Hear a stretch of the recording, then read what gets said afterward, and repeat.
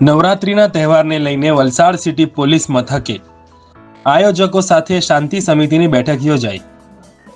વલસાડ જિલ્લા સહિત ગુજરાત રાજ્યમાં આગામી દિવસોમાં નવરાત્રિ પર્વની ધામધૂમપૂર્વક ઉજવણી કરવામાં આવનાર છે, જેને લઈને વલસાડ સિટી પોલીસ મથકે ડીવાયએસપી AK વર્માના અધ્યક્ષ સ્થાને અને સિટી PI DD પરમારના નેતૃત્વમાં નવરાત્રિ આયોજકો અને શાંતિ સમિતિના સભ્યો સાથે બેઠકનું આયોજન કરવામાં આવ્યું હતું। બેઠકમાં વલસાડ સિટી PI અને ડીવાયએસપીએ નવરાત્રિ આયોજકોને રાજ્ય સરકારની નવરાત્રિની નવી SOP અંગે જરૂરી માહિતી આપી હતી।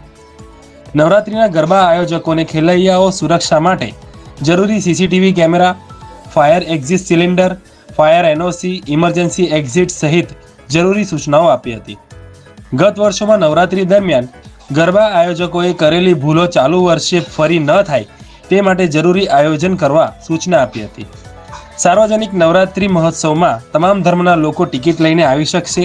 એક જ ધર્મના લોકો માટે નવરાત્રિ મહોત્સવનું આયોજન કરવામાં આવ્યું હોય તો જાહેર કરવા અંગે જરૂરી સૂચનાઓ આપી હતી।